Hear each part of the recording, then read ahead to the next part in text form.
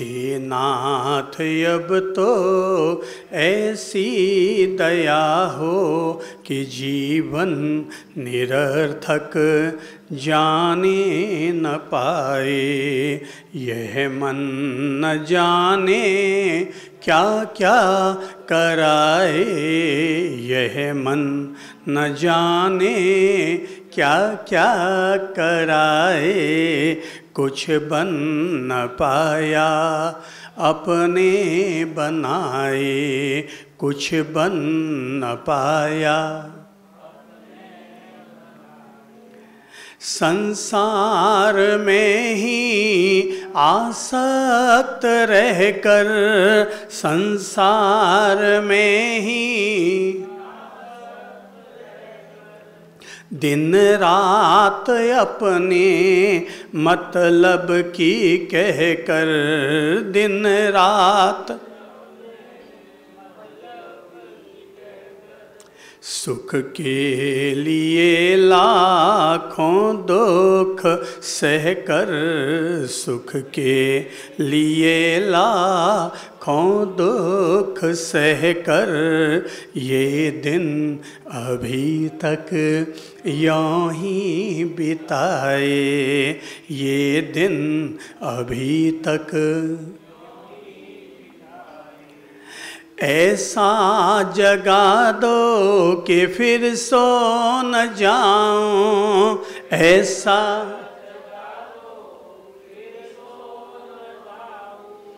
अपने को निष्काम प्रेमी बनाऊं, अपने को मैं आपको चाहूं और पाऊं, मैं आप संसार का भय रह कुछ न जाए, संसार का भय। हे नाथ अब तो ऐसी दया हो कि जीवन निरर्थक जाने न पाए। वह योग्यता दो कि सत्कर्म कर लूं, वह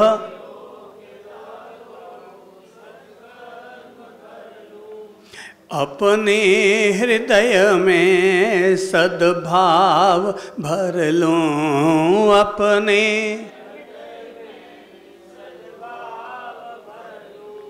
नर्तन है साधन भव सिंधु तर लूं, नर्तन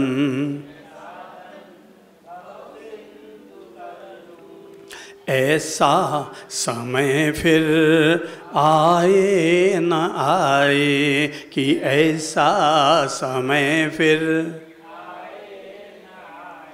बोलो। हे नाथ अब तो ऐसी दया हो कि जीवन निरर्थक जाने न पाए। हे नाथ मुझे निर्भिमानी बना दो, हे नाथ दारिद्र हर लो, दानी बना दो, दारिद्र हाँ आनंदमय वे ज्ञानी बना दो, आनंदमय वे। मैं हूँ तुम्हारी आशा लगाए, कि मैं हूँ तुम्हारी आशा लगाए, कि हम हैं तुम्हारी आशा लगाए। जीवन का इम्तिहान आसान नहीं होता, बिना संघर्ष के कोई महान नहीं होता। जब तक न पड़े हथौड़ी की चोट, तब तक कोई पत्थर भी भगवान नहीं होता। तब तक कोई पत्थर भी भगवान नहीं होता। आज हम जीवन के इस सत्य को समझने का प्रयास करेंगे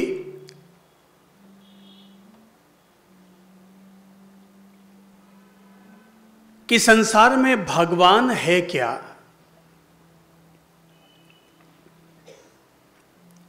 दुनिया की 90% आबादी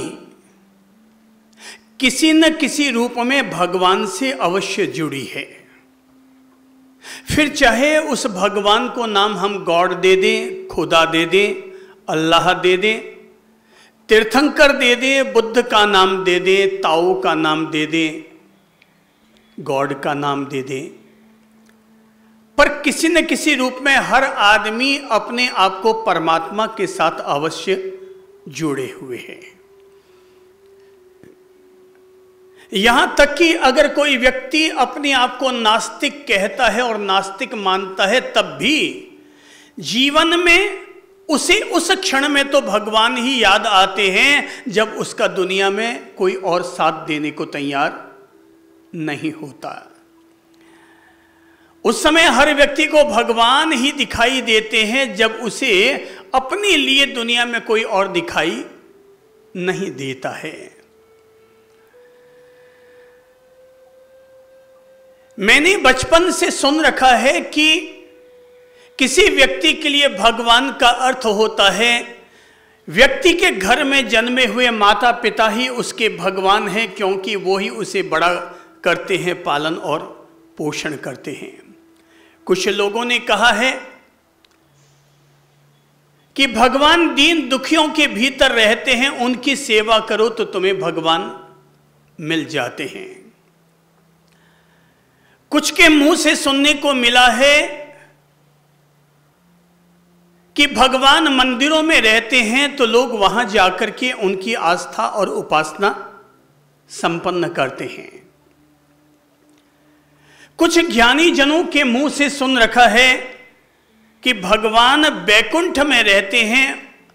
कुछ के मुंह से सुन रखा है कि भगवान आकाश के अंतिम चरण में सिद्ध शिला पर विराजमान हैं, और किसी के मुंह से सुन रखा है कि भगवान तो हर व्यक्ति के दिल में समाया हुआ है। तुम अपने भीतर देखो, अपने भीतर झांको, तुम अपने भीतर भगवान को महसूस करोगे। भगवान की कोई परिभाषा दी नहीं जा सकती। मुझे ऐसा लगता है कि दुनिया की जितनी भी डिक्शनरियां हैं, भगवान उन सारी डिक्शनरियों से ऊपर है, क्योंकि भगवान को शब्दों में पिरोया नहीं जा सकता, शब्दों में बांधा नहीं जा सकता, शब्दों में परिभाषित नहीं किया जा सकता, क्योंकि वो हर शब्द से ऊपर की चीज है। आज हम थोड़ा समझने का प्रयास करते हैं कि आखिर ये भगवान है क्या, भगवान को कैसे महसूस करें, भगवान दुनिया के लिए क्या करता है। जिन लोगों ने यह माना है कि भगवान सृष्टि करता है, वे तो मानते हैं कि भगवान ही धरती के लिए सब कुछ है। पर मुझे ऐसा लगता है, कुछ लोग कहते हैं कि भगवान दुनिया का सारा मैनेजमेंट संभालते हैं, तो मैं फिर इसमें सुधार करते हुए कहूँगा, भगवान दुनिया का मैनेजर नहीं है। जो सारी दुनिया का मैनेजमेंट संभाले वो संसार की एक सर्वोपरि शक्ति है, ताकत है। मैं इस बिंदु पर कुछ कहूँ, कुछ अपन लोग इस बिंदु पर विचार करें, उससे पहले मैंने कभी अतीत में पढ़ी हुई एक प्रेरक कहानी, प्रेरक घटना, उसके जरिए कुछ समझने और समझाने का प्रयास करता हूं। घटनाएं बड़ी महत्वपूर्ण होती हैं। जीवन में घटित होने वाली हर छोटी बड़ी घटना भी बड़ी महत्वपूर्ण होती है। जीवन में घटित होने वाली हर छोटी और बड़ी घटना हमारी ओर से ईश्वर के द्वारा दिया गया हमें एक संदेश होता है। एक पैगाम होता है, एक शिक्षा, एक नसीहत होती है। बात समझ में आ रही है? हमारे जीवन में कोई भी अच्छी या बुरी घटना घटती है, उस घटना के जरिए भगवान ने हमें जागरूक होने का एक संदेश दिया है, और जिस व्यक्ति ने उस संदेश को समझ लिया, उस व्यक्ति को जीवन की कला आ गई।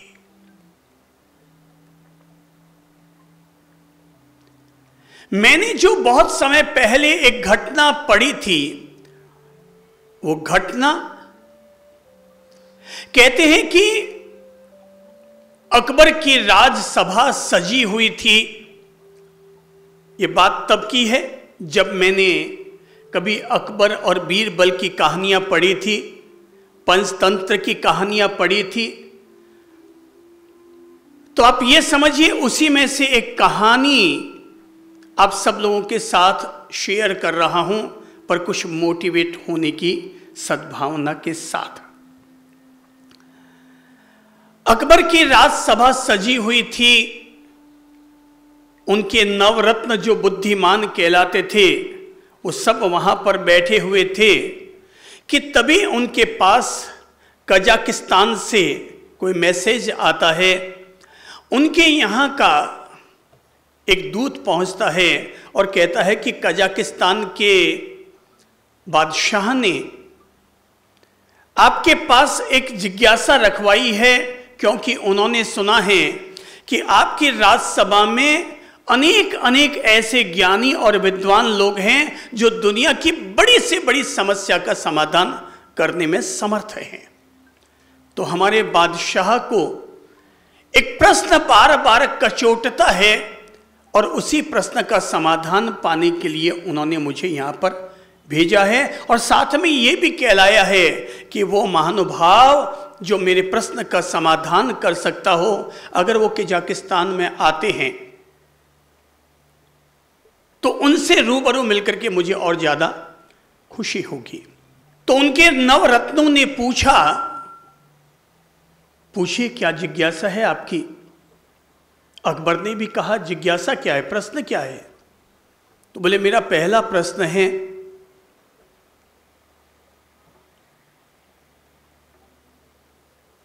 खुदा कहां है और खुदा क्या करता है। मेरा पहला प्रश्न है, खुदा कहां है और उसे कैसे महसूस किया जा सकता है। सब गंभीर हो गए, ये तो बड़ा आध्यात्मिक प्रश्न है, पर बड़ा व्यवहारिक प्रश्न है, क्योंकि हम सब लोग सुबह सुबह ईश्वर की, खुदा की इबादत और प्रार्थना पूजा करते हैं, और ये बिल्कुल सही प्रश्न लेकर आए हैं कि खुदा रहता कहां है और उसे महसूस कैसे किया जा सकता है। बोले, अच्छा कोई और भी प्रश्न है। बोले, दूसरा प्रश्न है। बोले, दूसरा प्रश्न ये कि खुदा करता क्या है। सब लोग और गंभीर हो जाते हैं।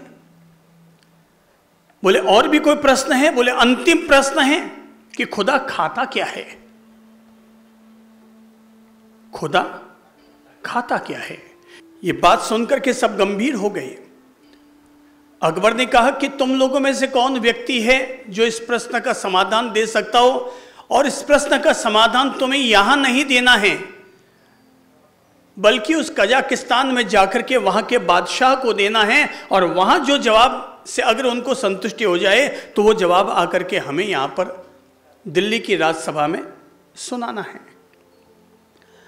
अब सब ठंडे पड़ गए। एक ने कहा, महाराज मेरी तो पत्नी की डिलीवरी है, तो मैं तो नहीं जा सकता। दूसरे ने कहा, महाराज आजकल मेरे पाँव में मोच पड़ी हुई है, इसलिए मैं नहीं जा सकता। तीसरे विद्वान व्यक्ति ने कहा, महाराज मेरी पत्नी बीमार रहती है आजकल, इसलिए मैं इतनी दूर की यात्रा नहीं कर सकता।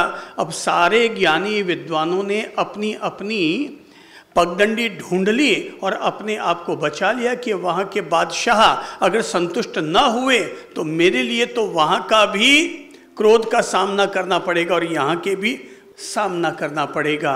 और जब अकबर को लगा कि कोई भी जवाब नहीं दे पा रहा है, तो अकबर ने बीरबल से कहा, समझिएगा घटना मुझे प्रेरित कर डाली थी, उसके लिए मैं आप लोगों को बता रहा हूँ। तब अकबर ने बीरबल से कहा कि महाशय तुम्हारी क्या इच्छा है? बोले महाराज जैसी आपकी आज्ञा, अगर आपकी इच्छा है तो हम चले जाएंगे और समाधान करके आ जाएंगे। बीरबल ज्ञानी व्यक्ति, बुद्धि तो सबको मिलती है, खोपड़ी सबके पास है, मस्तिष्क सबके पास है, लेकिन चलता किसी किसी का है। अब किस व्यक्ति ने अपने दिमाग को किस चीज से भर के रखा हुआ, इससे महत्व रखता है ना, इस बात का महत्व है।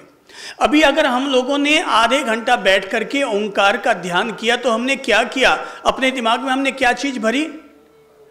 ओंकार की शक्ति को भरा, ओम के मंत्र को भरा, परमात्मा की स्मृति को हमने अपने दिमाग में भरा। यह बहुत महत्व रखता है कि हम लोग अपने दिमाग में क्या भरते हैं। तो बीरबल ने अपने दिमाग में हमेशा श्रेष्ठ बुद्धि का इस्तेमाल करते हुए इसमें दिव्य चीजें ही भरी थी। उसने कहा महाराज जैसा आपका आदेश, हम चले जाएंगे। और जब वो वहां पहुंचते हैं, अब दूसरा दृश्य आता है। सामने वहां कजाकिस्तान के बादशाह बैठे हैं और उनसे फिर कहा जाता है, कहिए बादशाह, एक बार आप अपने प्रश्न फिर से दोहरा दीजिए। बोले भाई मेरा पहला प्रश्न है कि खुदा यानी भगवान यानी गॉड यानी अरिहंत यानी भगवान कहाँ रहता है और हम उसे कैसे महसूस कर सकते हैं?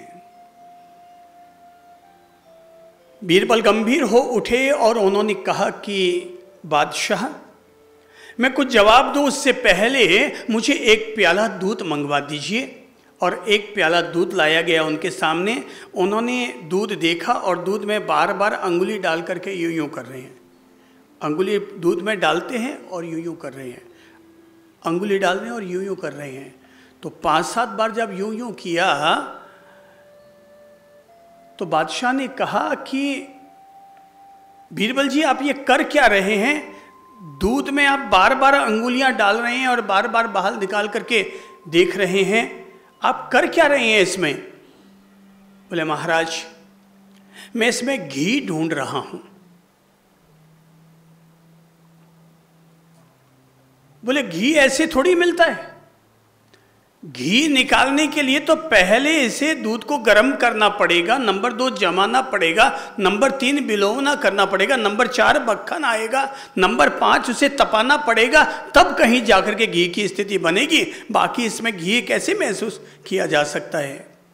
बीरबल कहते हैं महाराज मुझे जरा जवाब दीजिए कि घी इस दूध से अलग है या इसमें ही समाहित है? बादशाह चौंके और कहा कि बीरबल घी तो कहाँ है? इसी दूध में ही समाहित है।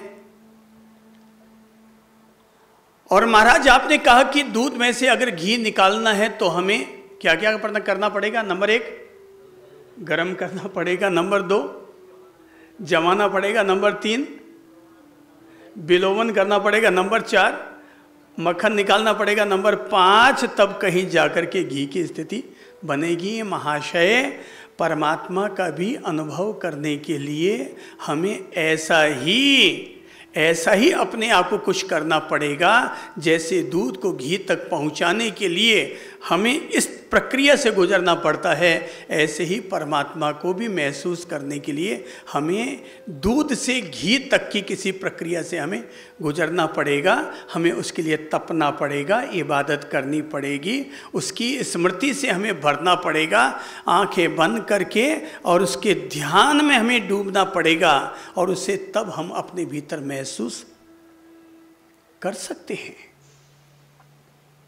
परमात्मा को महसूस किया जा सकता है, और ऐसा नहीं कि परमात्मा को महसूस करने के लिए जंगल में जाकर ही महसूस किया जा सकता है, बल्कि हकीकत तो ये है आप जहां हो, जिस भी स्थिति में हो, उस हर जगह पर और हर स्थिति में उसे महसूस किया जा सकता है। बस केवल उसके साथ हमें अपने तार जोड़ने की जरूरत होती है।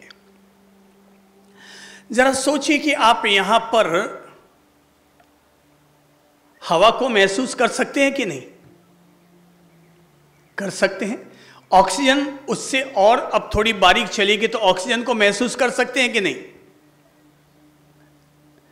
1 मिनट के लिए सांस बंद करके देख लो, पता चल जाएगा कि ऑक्सीजन को हम महसूस कर सकते हैं या नहीं कर सकते। जब हम ध्यान की गहराई में अपनी सांसों को महसूस कर सकते हैं, शरीर की संवेदनाओं को महसूस कर सकते हैं, चित्त की अत्यंत सूक्ष्म धाराओं को हम महसूस कर सकते हैं, हम अपने शरीर में व्याप्त अपनी प्राण ऊर्जा को महसूस कर सकते हैं, तो हम अपने भीतर और अपने आसपास उस परमात्मा शक्ति को भी महसूस कर सकते हैं।